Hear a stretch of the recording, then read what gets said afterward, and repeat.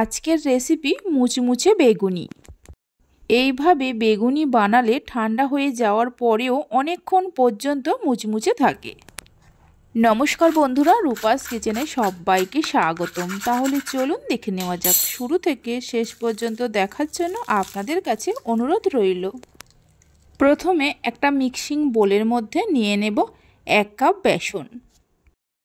যে কাপ মেপে বেসন নিয়েছি ওই কাপেরই 3 ভাগের 1 ভাগ দিয়ে দেব চালের গুঁড়ো, ওই কাপেরই 3 ভাগের 1 ভাগ দিয়ে দেব কর্নফ্লাওয়ার। কর্নফ্লাওয়ার যদি না থাকে অ্যারারুটও দিতে পারেন।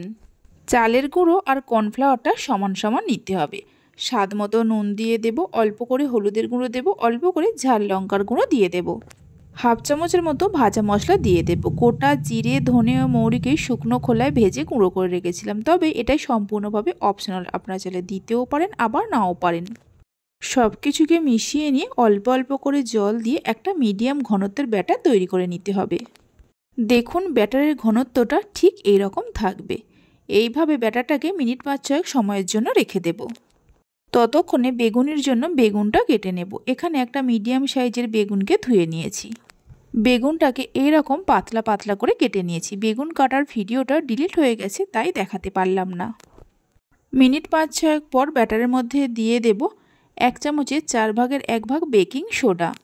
বেকিং সোডাটা দেওয়ার পর ভালো করে মিশিয়ে নিয়ে ব্যাটারটাকে 6-7 মিনিট সময় ধরে খুব ভালো করে ফেটিয়ে নিতে হবে।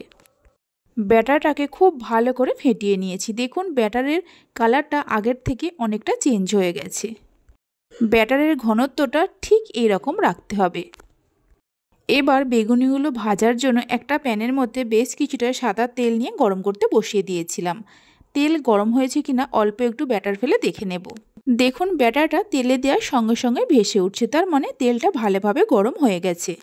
এবার একটা একটা করে বেগুনের টুকরো ব্যাটারের মধ্যে কোট করে নিয়ে গরম তেলের মধ্যে দিয়ে দেব।